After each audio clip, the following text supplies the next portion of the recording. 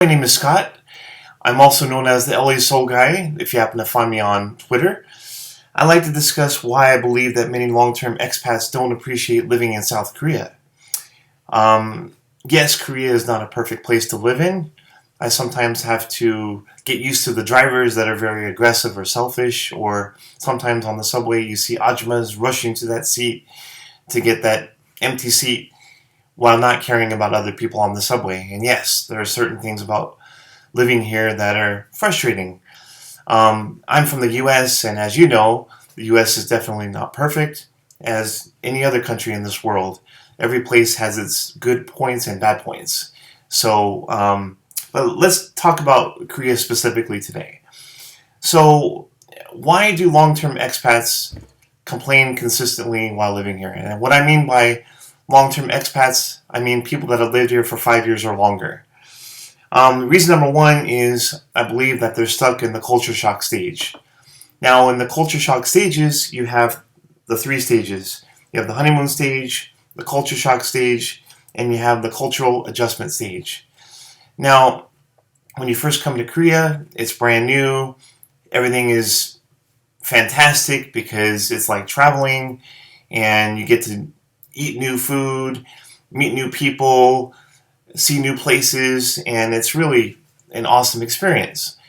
And then you start working, and after 3 or 4 months, you start getting little, it's difficult because you're dealing with, kids that you've never dealt with while you're teaching, and you have to decide whether you can get used to the teaching and get used to the culture.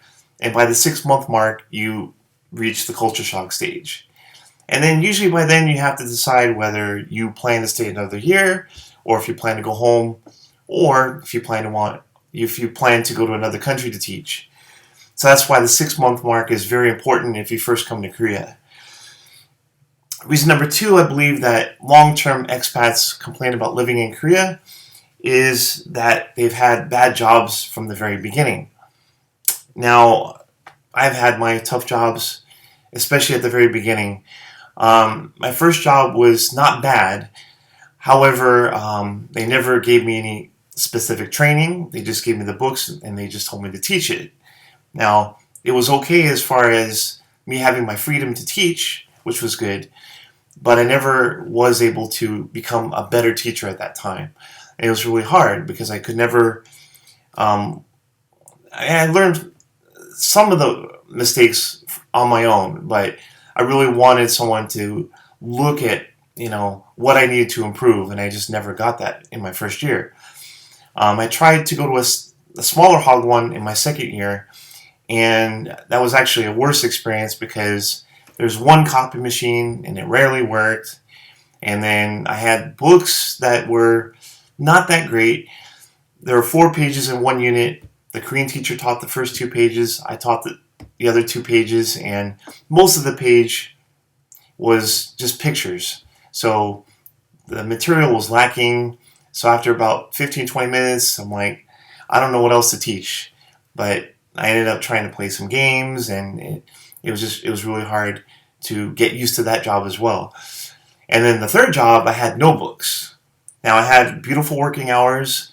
I worked from 2 p.m. to 8 p.m., but I had 6 classes straight, all different kinds of classes. They were elementary to middle school, but different ages and different levels, but I had no books. So for each level, I had to go online and try to find ways to get better at trying to teach all different kinds of classes, and it was really stressful for me.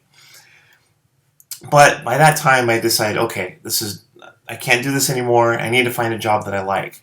So I quit that job, and I looked hard for a job that I could, get myself into, and I ended up finding a job teaching adults. And then I finally got used to the working life in Korea. So after about a year and a half to 2 years, by that time, you should be able to get adjusted into working and living in Korea, if you can make it that far. The third reason I believe that people in Korea, especially expats that have been here for 5 years or longer, complain about living here is that they get stuck in their bubbles And what I mean by that, they get stuck in their foreigner bubbles. They go to HBC, Haebongchon, or Itaewon in Seoul, and they go to foreigner bars, and there's nothing wrong with that. But every weekend, it's the same routine, and they meet their foreigner friends. They don't have any Korean friends. They don't learn the language. They don't want to try Korean food. And basically, they're living in their little USA or little Canada or little UK, and they don't want to branch out. And I think that's really difficult if you want to adjust to living in Korea.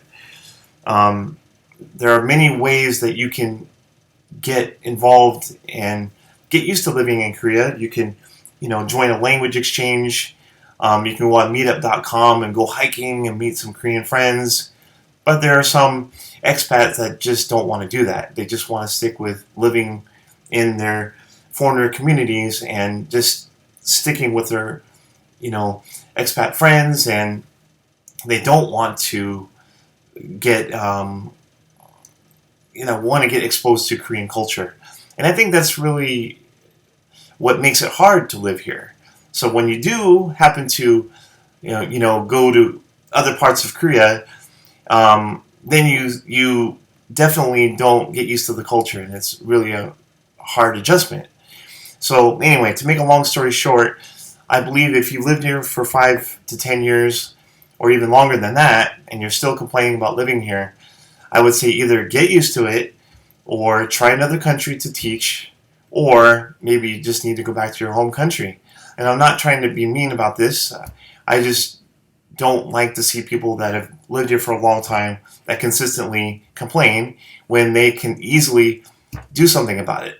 So that's my advice, and thank you for watching.